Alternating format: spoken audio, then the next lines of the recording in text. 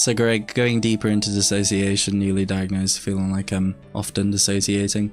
Well, dissociation is, at its roots, it's kind of an archaic sort of coping mechanism. You know, you dissociate when you're in a lot of either mental or physical pain. It's kind of your body's or mind's way of separating yourself from it. You know, when people doom scroll, that's kind of like a state of dissociation in a sense. Or when people use like illicit substances, you know, it's a way of dissociating yourself from whatever's bothering you or whatever you're struggling with. So it's very useful, but also like when you experience it long term, it can be very hard to have a real solid grasp on reality and how your actions sort of influence your reality. It kind of feels like it's yourself and the world is just, you feel like the world's not real, and then you don't feel at all connected to your own body and what you do and what you say, and it's a very weird state to be in. I wouldn't say it's the worst thing that I've experienced, but I don't think it's good. I think it led me to be very passive sometimes, and yeah, as Stephanie is saying, like, you know, dissociation is quite a large part of shutdowns. You know, it's kind of, you know, you're experiencing something difficult, you shut down, your brain, you know, you dissociate very heavily, you don't talk as much, you don't interact as much, you don't think as much.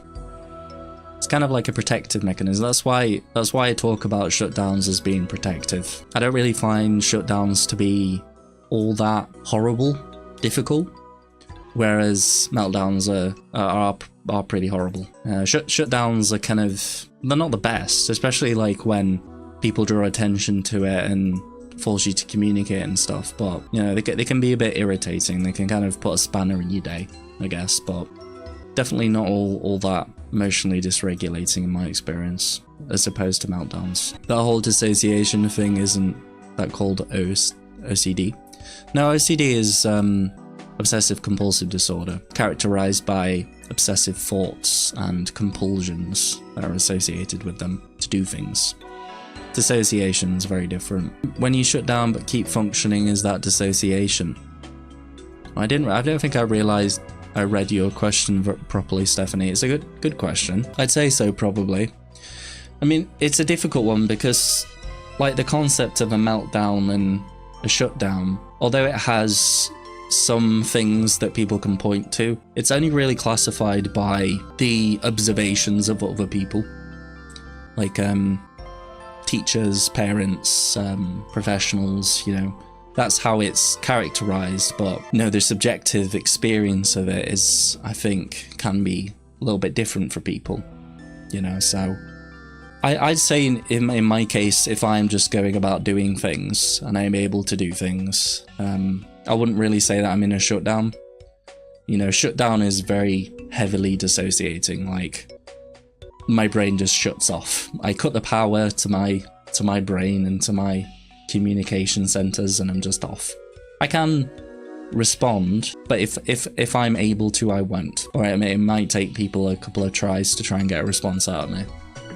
Sometimes I can't speak. I'm avoiding using the phrase going non-verbal, because although it does provide some, I mean, it's quite easy for people to understand, you know, going non-verbal means you can't speak, but non-verbal is, you know, I think there's been some people who have been talking about like how saying going non-verbal is not the best thing to say because it's more of a classification of a person that they can't speak, you know. So selective mutism, verbal shutdown. I like verbal shutdown. I would do dissociation when you're disconnected from reality. Yeah, there's different types of dissociation. One's derealization, which is not feeling like the world around you really exists, kind of like a dreamlike state.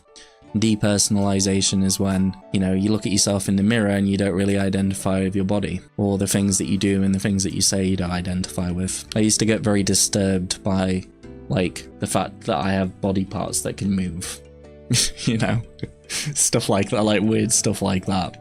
It sounds absolutely crazy to say, but when you're in the midst of dissociation, it makes complete sense. I think it's something that I imagine a lot of autistic people will experience. obviously the dissociation from the shutdowns and just the sensory and the social overload that we can experience, you know, sort of dissociating from the world, but also, you know, talking about things such as masking. If you're a very high masking individual, you may look at yourself in the mirror or look at your actions and stuff and really not feel at all connected to your body and who you are, because you're masking who you are, you know. So imagine that's something else that we can experience quite a bit. It'd be so scary to lose the ability to speak in high stress situations. You do a safe mode kind of shutdown. So I wasn't safe in environments until my 30s. Yeah, it's a difficult one. I mean, if you extrapolate that to my experiences in life, where, you know, although it's something that I am choosing to do, sometimes when I went to, you know, I did a full contact martial art, and so sometimes I was too stressed from the sensory stuff of the sports hall and the social interaction that I was having with people, and just the fact that I was going to fight. That was, sometimes I'd be able to cope with it okay. Other times I wouldn't. I never cancelled a fight. Yeah, there's difficult situations. But sometimes I would go into fights very heavily dissociated, which probably wasn't the best, but